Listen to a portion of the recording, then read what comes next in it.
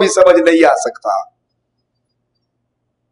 اور جو پرویزی آج اعلان کرے کہ حدیثوں کی ضرورت نہیں، جو منکرین حدیث آج اعلان کرے ہمیں حدیثوں کی ضرورت نہیں، حقیقت میں وہ انکار حدیث مصطفیٰ کے جرم میں گرفتار ہو کر خود رب کے کلام کا انکار کر رہا ہے، کیونکہ حدیث بھی ویسے ہی وحی ہے جیسے اللہ کا کلام قرآن ہمارے سامنے وحی ہے۔ سیدنا علی رضی اللہ عنہ نے پوچھا، یا رسول اللہ، سیاہ اور سفید دھاری سے پھر کیا مراد ہے؟ میں نے تو 2 دھاگے لے لیے تھے اور میرے ذہن کے مطابق، میرے فہم کے مطابق یہی ماجرا تھا، آپ بتائیے کہ اس سے مراد کیا ہے؟ تو اللہ کے نبی صلی اللہ علیہ وسلم نے فرمایا، قال لا بل ہوا سواد اللیل و بیاض النہار، کہا نہیں میرے صحابی، اے میرے ساتھی، اس سے مراد 2 دھاگے نہیں بلکہ رات کی سیاہی اور دن کا اجالا اس سے مراد ہے۔ تو صحابی رسول قرآن حکیم کے ایک مقام کو سمجھنے کے لیے پابند رہے محمد رسول اللہ صلی اللہ علیہ وسلم کے ارشاد کے۔ اب سوچئے صحابہ کو قرآن سمجھنے کے لیے حدیث کی ضرورت ہے اور مجبور ہے وہ مصطفیٰ علیہ السلام کی آیات، آپ کے ارشادات کی روشنی میں آیت کو سمجھے۔ آج 1400 سال کے بعد اگر کوئی پیدا ہو کر یہ دعویٰ کرے کہ ہمیں محمد کریم کی احادیث کی ضرورت نہیں، تو حقیقت میں وہ قرآن حکیم کی عزت کا، محبت کا چولا پہن کر قرآن سے بھی دشمنی کر رہا ہے اور فرمان محمد رسول اللہ سے بھی دشمنی کر رہا ہے، اور وہ کفار کا وہ ایجنٹ ہے جو کام کافر باہر کھڑے ہو کر مسلمانوں سے نہیں کر سکتے، وہ اسلام کا چولا پہن کر اسلام کے اندر داخل ہو کر رہا ہے۔ آئیے ہم اس گروہ کو مخاطب کرتے ہیں جن کا یہ عقیدہ ہے کہ احادیث رسول حجت نہیں، ہمارے لیے دلیل نہیں، یہ وحی نہیں، قرآن کافی ہے۔ تو ہم قرآن حکیم کی آیات میں سے ہی، ہم حدیث کا کوئی سوال نہیں کریں گے، تمام سوالات قرآن حکیم کے اندر سے کریں گے کہ اگر حدیث کی ضرورت نہیں، حدیث معتبر نہیں، حدیث کی حجیت کے تم قائل نہیں، تو قرآن کی اس آیت سے کیا مسئلہ ثابت ہوتا ہے؟ اس کی دلیل بھی کہاں سے ملنی چاہیے؟ قرآن سے ملنی چاہیے۔ تو قرآن کے چند مقامات ایسے تو بے شمار ہیں، لیکن میں آپ کے سامنے چند رکھوں گا جس سے منکرین حدیث لاچار لاجواب ہو جائیں گے کہ وہ ان مقامات کو قرآن حکیم کی دوسری آیات کی روشنی میں واضح نہیں کر سکتے۔ آئیے پہلا مقام غور کرتے ہیں۔ مالک کا فرمان سنیے، ما قطعتم من لینۃ او ترکتموها قائمۃ علی اصولها فباذن اللہ وَلِيُخْزِيَ الْفَاسِقِينَ، تم نے کھجوروں کے جو درخت کاٹ ڈالے یا جن کو تم نے ان کی جڑوں پہ کھڑا رہنے دیا، یہ سب اللہ کے حکم سے تھا۔ فَبِإِذْنِ اللَّهِ، یہ اللہ کے حکم سے تھا، اور اس لیے بھی کہ اللہ تعالیٰ فاسقوں کو ذلیل اور رسوا کرے۔ یہ آیت مدینے کے یہودیوں کے قبیلے کے بارے میں نازل ہوئی جن کی بستی مدینہ سے 3-4 کلومیٹر کے فاصلے پر تھی۔ ان کی بستیوں کے آس پاس کھجوروں کے درخت تھے۔ رسول اللہ صلی اللہ علیہ وسلم ایک دن ان کی بستی میں گئے، انہوں نے دھوکے سے پیارے حبیب جناب محمد کریم صلی اللہ علیہ وسلم کے اوپر چکی کا پاٹ گرا کر آپ کو قتل کرنے کا نعوذ باللہ ارادہ کیا۔ اللہ تعالیٰ نے وحی کی اپنے حبیب علیہ السلام پر، سیدنا جبرائیل آئے، اللہ کے نبی کو خبر دی، اللہ کے نبی صلی اللہ علیہ وسلم یہودیوں کی ان بستی سے اٹھ کر باہر آ گئے، اور پھر فوراً ہی سیدنا محمد بن مسلمہ رضی اللہ عنہ کو رسول کریم صلی اللہ علیہ وسلم نے ان یہودیوں کی اس پلاننگ پر سزا دینے کے لیے اس صحابی کو یہ پیغام دے کر بھیجا کہ 10 دن کے اندر اندر اس بستی کو خالی کرو اور بھاگ جاؤ، تمہاری یہی سزا ہے۔ 10 دن کے بعد اگر تمہارا کوئی بندہ ہمیں یہاں نظر آیا تو اس کی گردن کاٹ دی جائے گی، اسے قتل کر دیا جائے گا، مار دیا جائے گا۔ یہ پیغام ان تک پہنچا، لیکن رئیس المنافقین ابن ابی وہ ان کو دلاسے دیتا رہا یہودیوں کو، نہ جانا نہ بھاگنا، ہم تمہارے ساتھ ہیں اور ہم تمہاری مدد کریں گے۔ وہ دن آ گئے، یہودی نہ گئے، یہودی نہ بھاگے، رسول اللہ صلی اللہ علیہ وسلم نے اپنے صحابہ کو لے کر ان کی بستی کا محاصرہ کر لیا۔ یہودی اپنے قلعے کے اندر بند ہو گئے اور وہاں سے تیر برسانے لگے، نیزے برسانے لگے، حملے کرنے لگے۔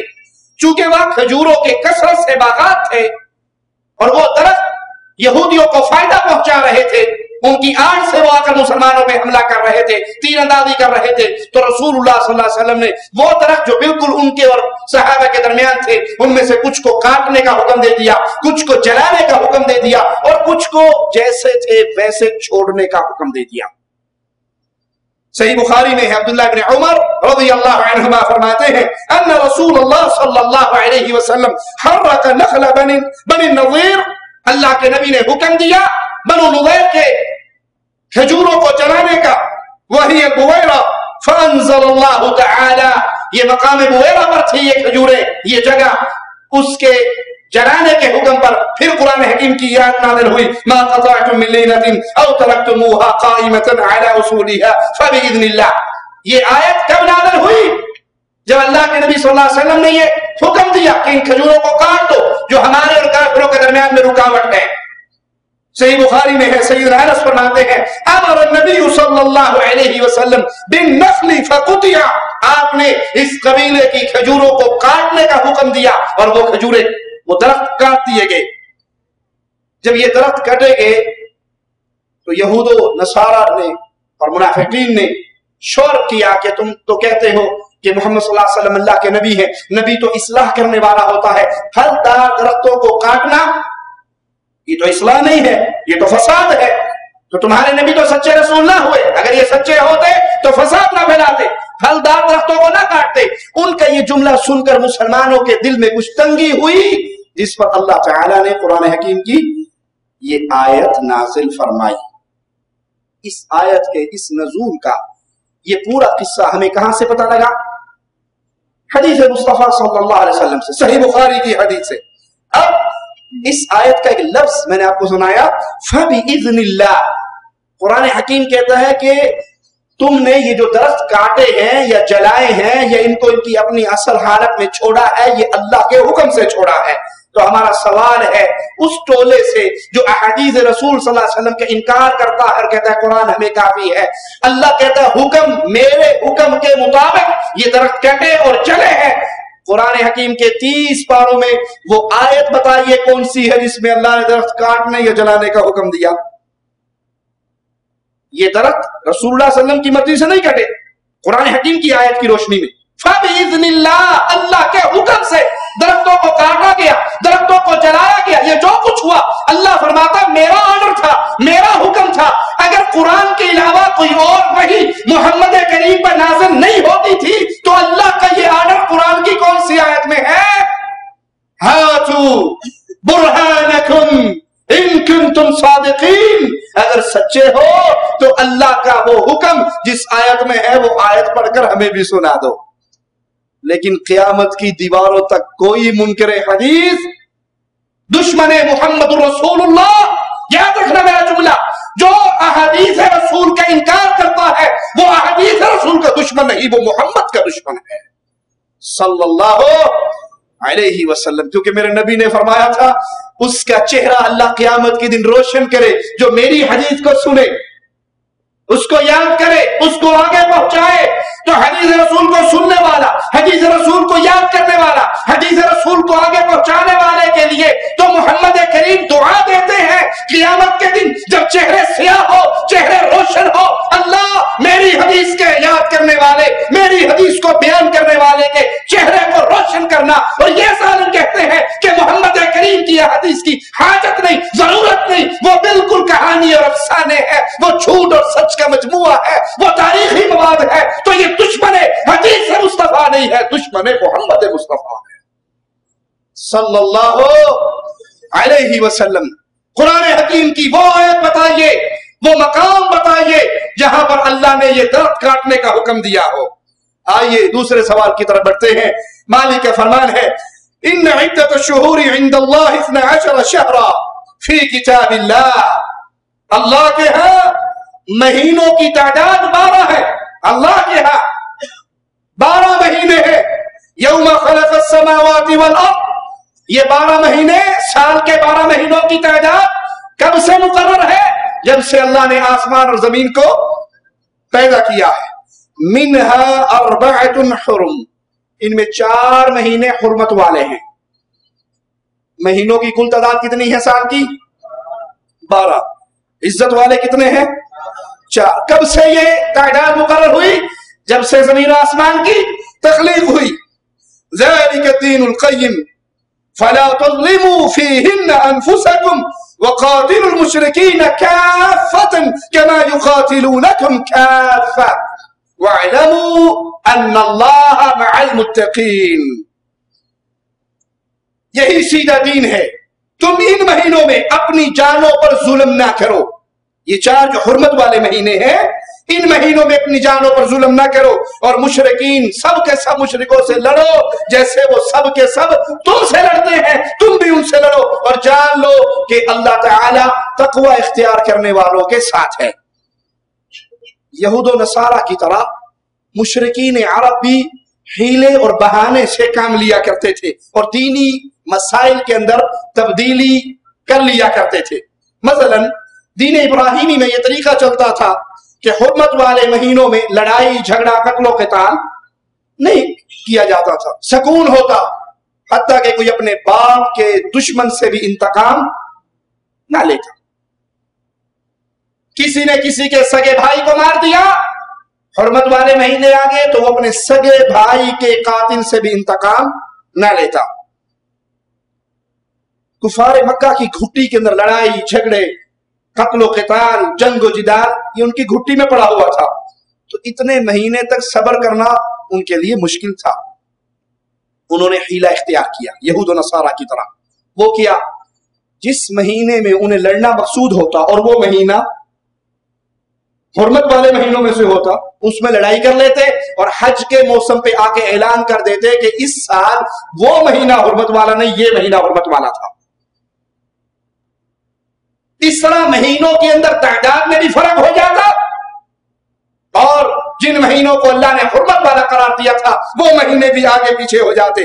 اس کی خبر مالک ہمیں قرآن حکیم میں دیتا ہے، انما النسیء زیادۃ فی الکفر یضل به الذین کفروا يحلونه عاما ويحرمونه عاما ليواطئوا عدة ما حرم الله فيحل ما حرم الله زين لهم سوء أعمالهم والله لا يهدي القوم الكافرين۔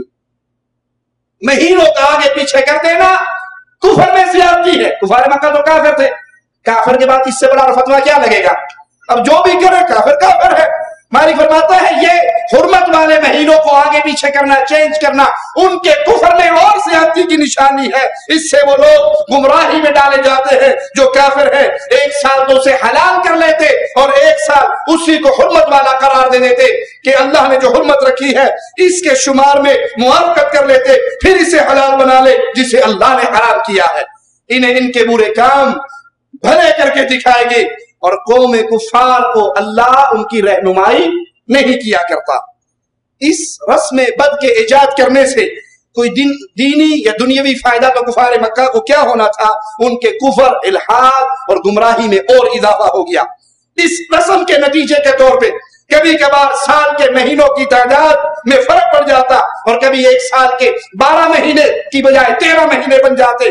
اس سارے پس منظر میں مالک نے فرمایا ان عدت الشہور عند اللہ، اللہ کے ہاں مہینوں کی جو تعداد ہے وہ مقرر ہے، وہ 12 ہے۔ تم اپنی شرارت کی وجہ سے اس کی تعداد میں ہیر پھیر کرتے ہو، لیکن جس دن سے اللہ نے آسمان و زمین کو پیدا کیا اس دن سے ہی مہینوں کی تعداد 12 مقرر کی۔ اب اس آیت سے ہمیں کیا چیزیں معلوم ہوئی، آئیے اس پہ غور کرتے ہیں۔ سب سے پہلی بات جو ہمیں اس آیت نے سمجھائی کہ سال کے مہینوں کی تعداد کتنی ہے؟ 12۔ پھر ایک بات اور سمجھ آئی کہ ان 12 میں سے 4 مہینے کون سے ہیں؟ حرمت والے مہینے۔ تیسری بات سمجھ آئی کہ ان 4 مہینے میں آپس میں ایک دوسرے پہ ظلم و ستم کرنا، پورے سال میں ہی ظلم و ستم منع ہے، لیکن ان مہینوں کی حرمت ایسی ہے کہ ان میں خصوصی طور پہ آرڈر ہے کہ ان میں ایک دوسرے پہ ظلم نہ کرو۔ اب سوال غور سے سنے وہ قوم جو احادیث رسول کا انکار کرتی ہے۔ حرمت والے 4 مہینے ہم قرآن پڑھتے ہیں، ان کی عزت اور حرمت کا ہمیں قرآن سے پتہ لگتا ہے، اس میں ظلم و ستم کو حرام قرار دے دیا گیا، یہ بھی پتہ لگ گیا۔ وہ 4 مہینوں کے نام قرآن حکیم کی کون سی آیت میں ہیں؟ یہ 4 مہینے حرمت والے ہیں، ہم نے قرآن پڑھا، ہمیں سمجھ آیا کہ 12 میں سے 4 مہینے حرمت والے، ظلم و ستم نہ کرنا، لیکن بھائی حدیث رسول کو تو آپ مانتے نہیں، وہ تو حجت نہیں، حجت آپ کے لیے صرف قرآن ہے، حدیث رسول وحی نہیں، ارشادات